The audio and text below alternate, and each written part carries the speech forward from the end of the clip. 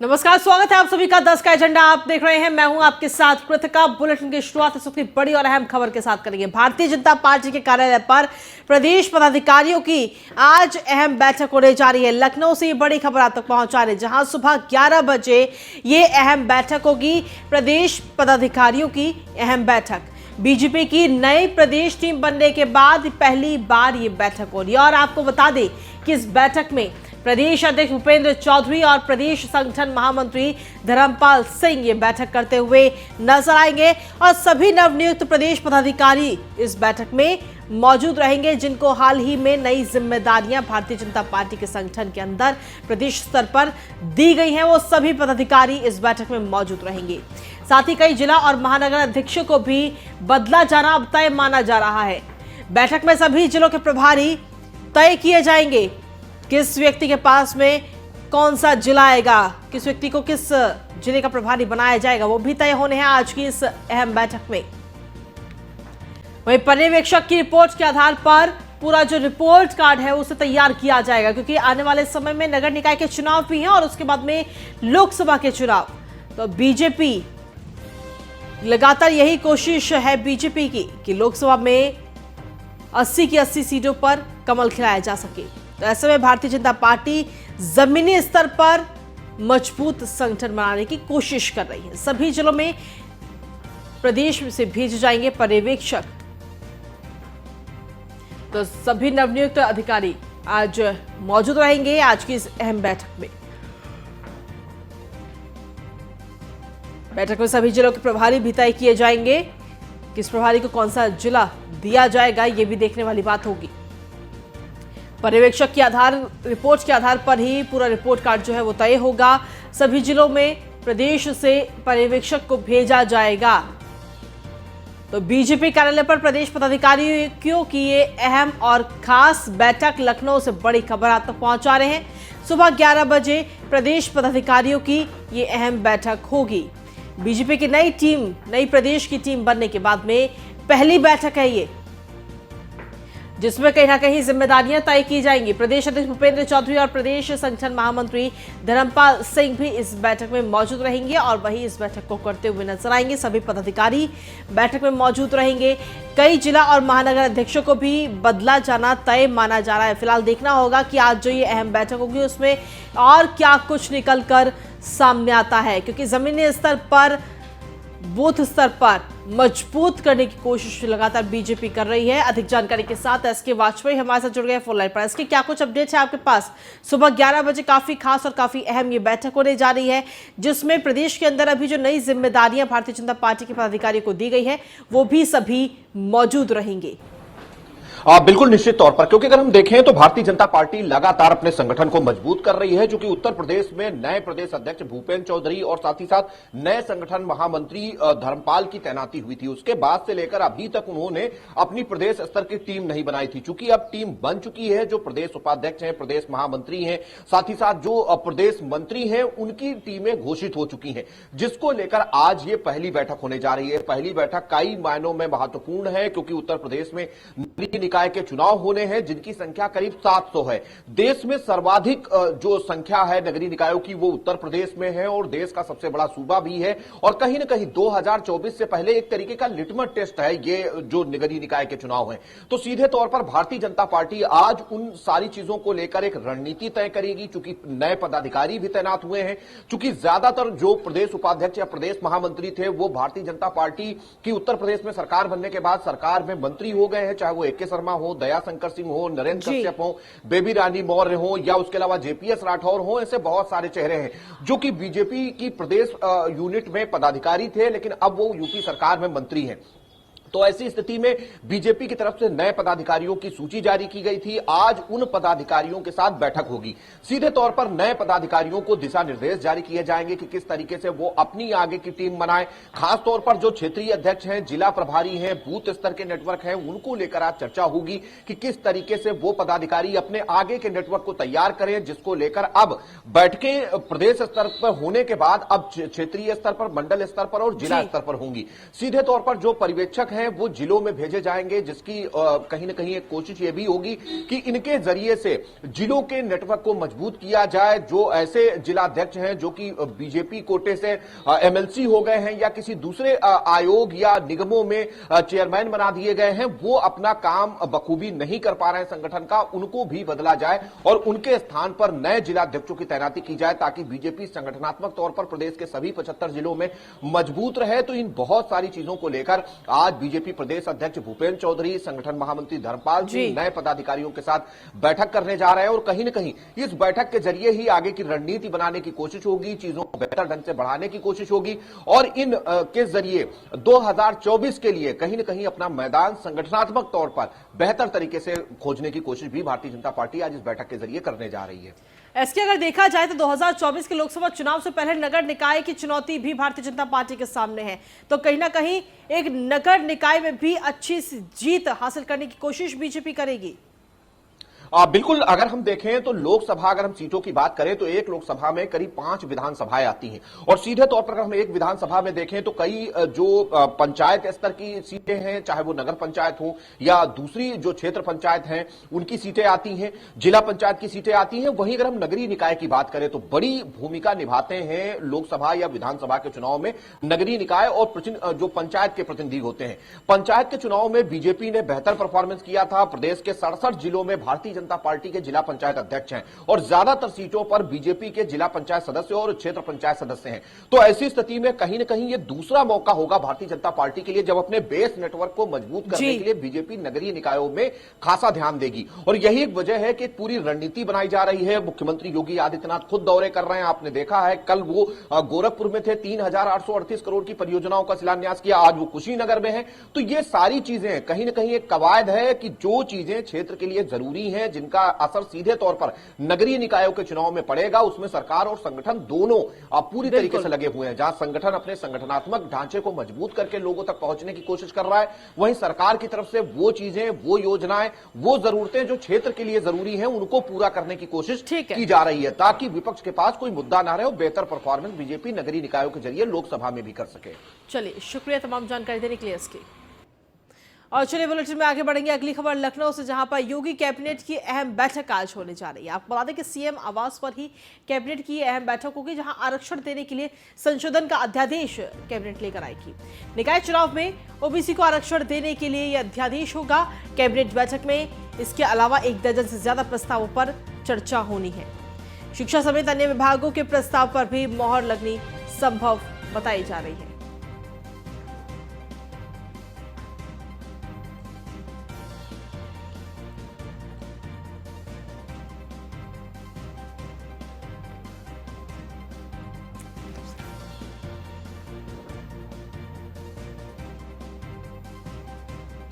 अधिक जानकारी के साथ इसके बारे में हमारे साथ जुड़ गए हमारे संवाददाता। इसके क्या कुछ ताजा अपडेट है आपके पास में? बिल्कुल, मुख्यमंत्री योगी आदित्यनाथ की अध्यक्षता में यूपी कैबिनेट की बैठक आज होनी है और यूपी कैबिनेट की बैठक शाम 4 बजे मुख्यमंत्री आवास 5 कालिदास मार्ग पर होगी, जिसको लेकर तैयारियां पूरी हो चुकी हैं और निश्चित तौर पर कई महत्वपूर्ण प्रस्ताव हैं जो आज यूपी कैबिनेट की बैठक में हैं। दर्जन भर से ज्यादा प्रस्तावों पर यूपी कैबिनेट में आज चर्चा हो रही है और उन पर मुहर लगनी है। अगर हम सबसे महत्वपूर्ण प्रस्ताव की बात करें तो उत्तर प्रदेश में नगरीय निकाय के चुनाव होने हैं। चूंकि सुप्रीम कोर्ट ने उत्तर प्रदेश ने सरकार की तरफ से जो आयोग बनाया गया था, उस आयोग की रिपोर्ट पर उत्तर प्रदेश में नगरीय निकाय चुनाव कराने को हरी झंडी दी है। तो सीधे तौर पर अब जो आयोग की रिपोर्ट है उसके आधार पर आरक्षण नियमावली जारी होनी है। तो आरक्षण नियमावली जो कि उत्तर प्रदेश नगरीय निकाय से जुड़ी हुई है, उससे जुड़ा प्रस्ताव आज यूपी कैबिनेट की बैठक में है। सीधे तौर पर आज कैबिनेट से इस प्रस्ताव को पास कराया जाएगा, चूंकि उत्तर प्रदेश सरकार ने सुप्रीम कोर्ट में कहा था कि 2 दिनों के अंदर वो इस पूरी प्रक्रिया को आगे बढ़ा देंगे। तो उस दिशा में यह बैठक काफी महत्वपूर्ण है कि आज मुख्यमंत्री की अध्यक्षता में जब यह बैठक होगी तो नगरीय निकाय की आरक्षण नियमावली से जुड़ा हुआ प्रस्ताव यूपी कैबिनेट की बैठक में है, उसमें संशोधन होगा और संशोधन के बाद नई जो आरक्षण सूची है वो जारी की जाएगी। तो कहीं ना कहीं उस प्रक्रिया को आज यूपी कैबिनेट में चर्चा के बाद मुहर लगनी है। तो ये एक सबसे बड़ा महत्वपूर्ण प्रस्ताव है। दूसरे अगर हम महत्वपूर्ण प्रस्ताव की बात करें तो चूंकि उत्तर प्रदेश में वित्तीय वर्ष समाप्त जी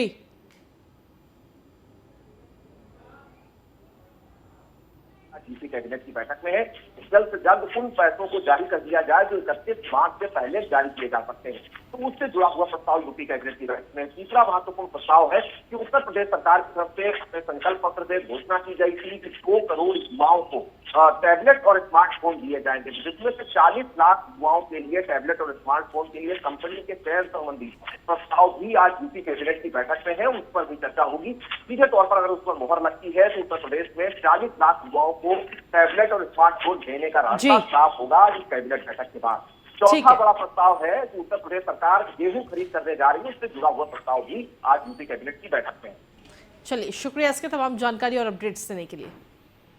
और इसी के साथ चलिए बुलेटिन में आगे बढ़ेंगे। बात करेंगे गोरखपुर की, जहां पर मुख्यमंत्री योगी आदित्यनाथ आज जनता दरबार लगाते हुए नजर आए। बड़ी संख्या में फरियादी जनता दरबार में पहुंची। सीएम योगी आदित्यनाथ ने सभी फरियादियों की समस्याओं को सुना और सीएम ने साथ ही अफसरों को भी तत्काल उन परेशानियों के निस्तारण के निर्देश भी दिए हैं। तो ये बड़ी खबर आप तक पहुंचा रही है, तस्वीर भी आपको दिखा रहे हैं। अक्सर जब भी मुख्यमंत्री योगी आदित्यनाथ गोरखपुर जाते हैं तो वहां पर जनता दरबार लगाते हुए नजर आते हैं, जहां पर जनता दरबार में गोरखपुर की जो जनता है वो अपनी समस्याओं को लेकर मुख्यमंत्री के समक्ष पहुंचती है और एक पत्र के जरिए अपनी शिकायत मुख्यमंत्री को सौंपती है, जिसके बाद मुख्यमंत्री आदित्यनाथ उस पर त्वरित कार्रवाई करते हुए निर्देश देते हैं अधिकारियों को, अफसरों को कि इस मामले का तुरंत निस्तारण किया जाए। तो एक बार फिर जनता दरबार लगाते हुए मुख्यमंत्री योगी आदित्यनाथ नजर आए। गोरखपुर की ये तस्वीर आपको दिखा रहे हैं। वहीं सीएम योगी आदित्यनाथ आज कुशीनगर के दौरे पर रहेंगे और अब से कुछ ही देर में खड्डा तहसील में कई योजनाओं का लोकार्पण मुख्यमंत्री योगी आदित्यनाथ करते हुए नजर आएंगे। 2000 करोड़ के विकास कार्यों का लोकार्पण और शिलान्यास होगा। गांधी किसान कॉलेज मैदान में मुख्यमंत्री योगी आदित्यनाथ की जनसभा भी होगी। इस जनसभा में भी शिरकत करते हुए मुख्यमंत्री योगी आदित्यनाथ नजर आएंगे। तो अब से कुछ देर में खड्डा तहसील पहुंचेंगे मुख्यमंत्री। खड्डा तहसील में योजनाओं का लोकार्पण और शिलान्यास करते हुए नजर आएंगे। 2000 करोड़ के विकास कार्यों का आज लोकार्पण और शिलान्यास मुख्यमंत्री योगी आदित्यनाथ करेंगे। साथ ही गांधी किसान कॉलेज मैदान में सीएम योगी आदित्यनाथ एक जनसभा को भी संबोधित करते हुए नजर आएंगे। इस जनसभा में भी शिरकत मुख्यमंत्री योगी आदित्यनाथ करेंगे। ये बड़ी खबर आप तक पहुंचा रहे गोरखपुर से। तो अब से कुछ ही देर में खड्डा तहसील में कई योजनाओं का लोकार्पण मुख्यमंत्री करते हुए नजर आएंगे और ये तस्वीरें भी आपको दिखा रहे हैं। इस वक्त वहां पे तैयारियों की अगर बात करें तो तैयारियां सारी की जा चुकी है। अब इंतजार है मुख्यमंत्री योगी आदित्यनाथ के वहां पहुंचने का। 2000 करोड़ के विकास कार्यों का शिलान्यास और लोकार्पण मुख्यमंत्री योगी आदित्यनाथ करते हुए नजर आएंगे। बड़ी खबर आप तक पहुंचा रहे हैं। सीएम योगी आदित्यनाथ का आज कुशीनगर दौरा है और ये तस्वीरें भी आपको दिखा रहे हैं इस वक्त। वहीं सीएम योगी आदित्यनाथ के कार्यक्रम स्थल से हमारे संवाददाता जीके यादव ने जायजा लिया है कार्यक्रम की तैयारियों को लेकर। आदित्यनाथ आज कुशीनगर के दौरे पर हैं। सबसे पहले मुख्यमंत्री के द्वारा आज सरकार बनने के बाद आज प्रथम आगमन हो रहा है। इसको लेकर भाजपा कार्यकर्ताओं की बात करें तो वो काफी उत्साहित भी हैं और हमारे पीछे आप देख सकते हैं किस तरह से जो है कि यहाँ भाजपा कार्यकर्ता अभी लगभग कार्यक्रम में 1.5 घंटा का टाइम है, उसके बावजूद भी भाजपा कार्यकर्ता यहाँ बैठे हुए हैं। और दूसरी बात करें तो मुख्यमंत्री को जो है कि अगर कुशीनगर आगमन को लेकर लगभग मैं बता रहा हूँ 451 करोड़ की कुशीनगर जनपद वासियों को बड़ी सौगात मिलने जा रही है। इसलिए कि कुशीनगर जनपद के जो है कि सबसे बड़ी बात है कि खड्डा तहसील का जो नवनिर्मित भवन का लोकार्पण होने वाला है, एक खड्डा वासियों को विशेष करके जो है कि बड़ी सौगात मिलने जा रही है। इसके अलावा भी मैं बात करूं तो यहाँ के कुशीनगर जनपद में उत्कृष्ट कार्य करने वाले जो जनप्रतिनिधि हैं या फिर अधिकारी कर्मचारी हैं, उन्हें भी मुख्यमंत्री के द्वारा यहाँ पे इसी मंच से सम्मानित किया जाएगा। जो मेरे सामने आप जो है कि मंच देख रहे हैं, 451 करोड़ की लागत से 106 विकास परियोजनाओं का आज मुख्यमंत्री के द्वारा लोकार्पण और शिलान्यास करने का काम किया जाएगा और उन्हें जो उत्कृष्ट काम करने वाले लोग हैं उन्हें सम्मानित भी इसी मंच से किया जाएगा। और मुख्यमंत्री की सुरक्षा की बात करें तो आप मेरे पीछे देख सकते हैं किस तरह से जो है कि यहाँ बैठने के लिए लोगों की व्यवस्था की गई है।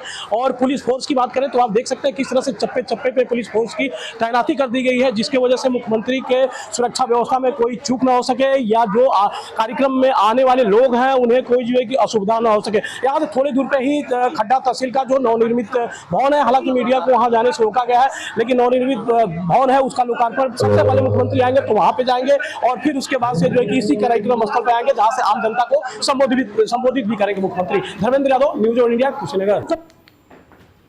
और चलिए बुलेटिन में आगे बढ़ेंगे। लखनऊ से अगली बड़ी खबर का रुख कर लेते हैं। बहुजन समाज पार्टी निकाय चुनाव के प्रचार की जिम्मेदारी महिलाओं पर। हर बूथ पर महिला टीम बनाई जाएगी।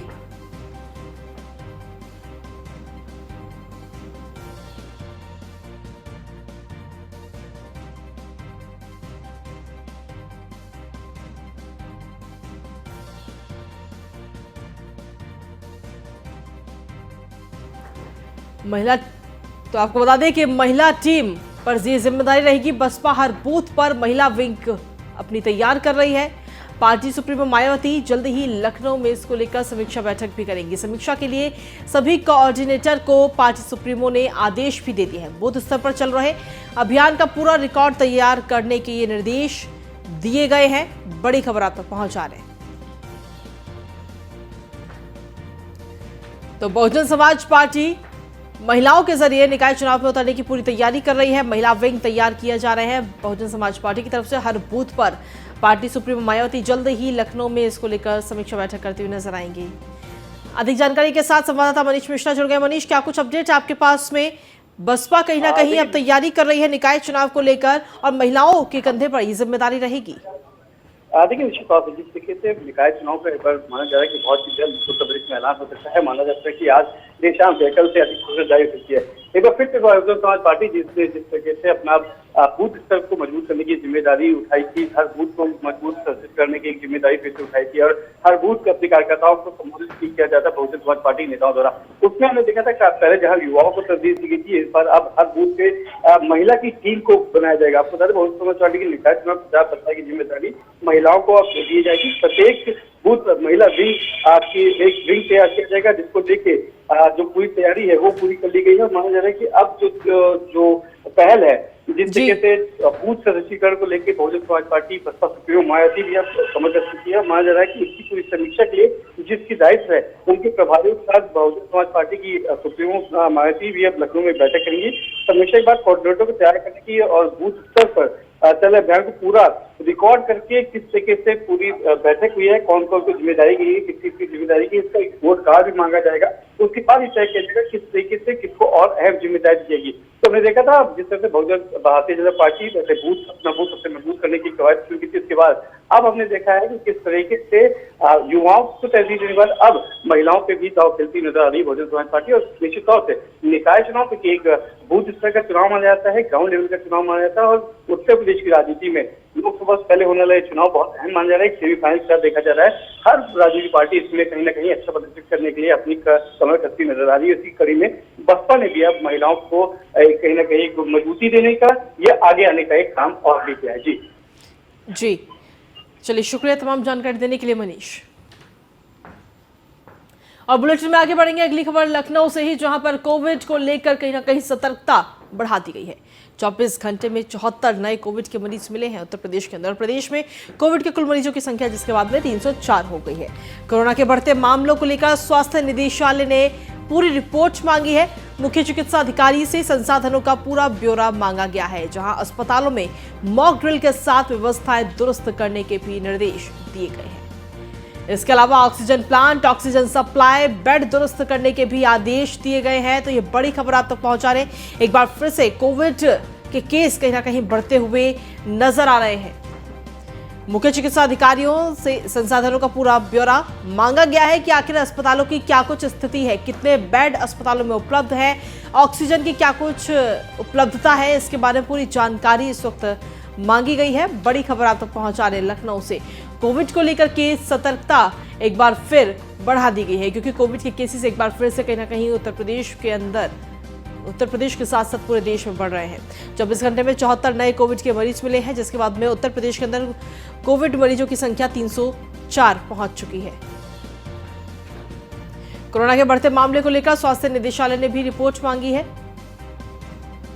मुख्य चिकित्सा अधिकारियों से संसाधनों का पूरा ब्यौरा मांगा गया है। ये बड़ी खबर आप तक पहुंचा रहे हैं। अस्पतालों में मॉक ड्रिल के साथ व्यवस्थाएं दुरुस्त करने के सीधे तौर पर ये निर्देश इस वक्त दिए गए हैं। ये बड़ी खबर आप तक पहुंचा रहे हैं। Oxygen plant, oxygen supply, bed दुरुस्त करने के आदेश दिए गए हैं, क्योंकि कोरोना के मामले एक बार फिर से बढ़ते हुए नजर आ रहे हैं। और बुलेटिन में आगे बढ़ेंगे। अगली खबर गाजियाबाद से, जहां पर वायर फैक्ट्री में भीषण आग लगी है। फायर ब्रिगेड ने आग पर काबू पा लिया है। घटना से कोई हताहत नहीं है। मोहननगर इलाके की ये पूरी घटना बताई जा रही है।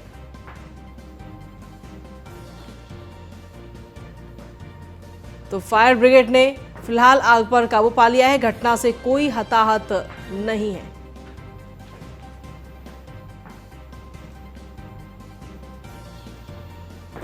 मोहननगर इलाके की ये पूरी घटना बताई जा रही है, जहां पर वायर फैक्ट्री में अचानक से ये भीषण आग लगी है। बड़ी खबर आप तक पहुंचा रहे हैं और लगातार तस्वीरें भी दिखा रहे हैं।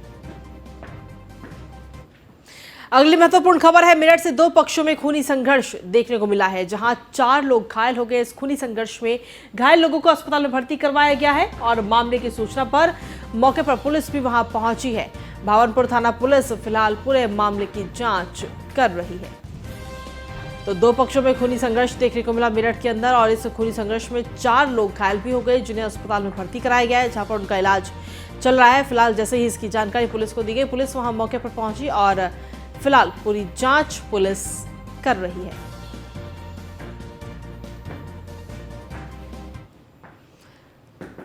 अगली महत्वपूर्ण खबर भी मेरठ से ही, जहां पर पुलिस और बदमाशों के बीच में मुठभेड़ हुई है और चेकिंग के दौरान बदमाशों ने पुलिस पर ही फायरिंग की है, जिसके बाद पुलिस की जवाबी फायरिंग में बदमाश घायल हो गया। बदमाश के पैर में पुलिस ने ये गोली मारी है।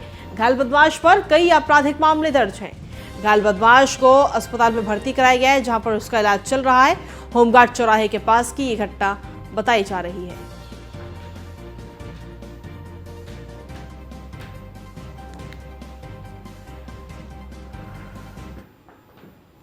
अगली खबर नोएडा से, जहां पर दो पक्षों में जमकर मारपीट देखने को मिली है। आपस में कहा सुनी को लेकर के मारपीट तक हो गई। ओम हॉस्पिटल के में एक्सीडेंट के मामले में ये मरीज एडमिट था। घंटों हॉस्पिटल मैनेजमेंट जो है वो पूरा तमाशा देखता रहा। उसका वीडियो भी आपको दिखा रहे हैं और साथ ही ये तस्वीरें देखिए। इस पूरी मारपीट में एक महिला भी कहीं ना कहीं नजर आ रही है। मारपीट में महिला भी शामिल है, लेकिन इस दौरान अस्पताल प्रशासन सिर्फ खड़े होकर के मूक दर्शक बनकर तमाशा देखता रहा। ये तस्वीरें आपको दिखा रहे हैं नोएडा की, जहां दो पक्षों में जमकर मारपीट हुई है। काफी देर तक ये पूरा ड्रामा चलता रहा, लेकिन इस दौरान अस्पताल प्रशासन ने जरा भी जहमत नहीं उठाई इस पूरे मामले को सुलझाने की।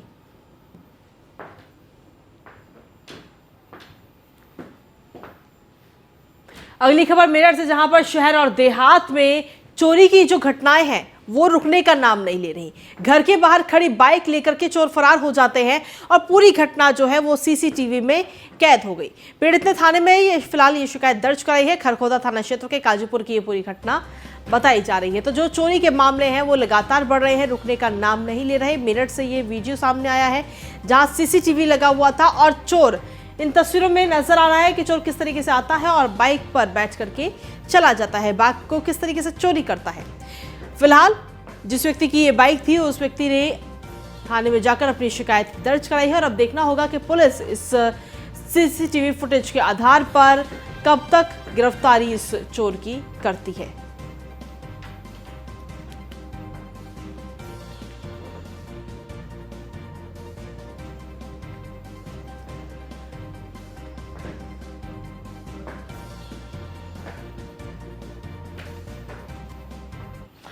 और अगली महत्वपूर्ण खबर बुलंदशहर से, जहां पर एक बार फिर से कोरोना बम फूटा है। सिकंदराबाद में कोरोना पॉजिटिव मिले हैं। बुलंदशहर में कोरोना पॉजिटिव की संख्या 5 हो चुकी है। सीएमओ ने लोगों से सावधानी बरतने की अपील की है। मास्क, सैनिटाइजर, सोशल डिस्टेंसिंग का पालन करने की अपील की गई है। तो बुलंदशहर में कोरोना पॉजिटिव की जो संख्या है वो अब 5 हो चुकी है। सीएमओ ने लोगों से सावधानी बरतने के सीधे तौर पर अपील की है। साथ ही मास्क, सैनिटाइजर, सोशल डिस्टेंसिंग का पालन करने की अपील सीएमओ की तरफ से की गई है। तो बुलंदशहर की खबर आप तक पहुंचा रहे हैं। एक बार फिर से कोरोना बम वहां पर फूटा है और अब कोरोना संक्रमितों की संख्या 5 हो चुकी है। बुलंदशहर के अंदर सिकंदराबाद में नया कोरोना पॉजिटिव व्यक्ति मिला है। बुलंदशहर में कोरोना पॉजिटिवों की संख्या इस वक्त 5 हो गई है। वहीं सीएमओ ने अपील की है सभी लोगों से कि मास्क का इस्तेमाल करते रहें, सावधानी जरूर बरतें, सैनिटाइजर का इस्तेमाल करते रहें, भीड़ वाली जगह में जाने से बचें। ये तमाम बातें कही गई हैं सीएमओ की तरफ से।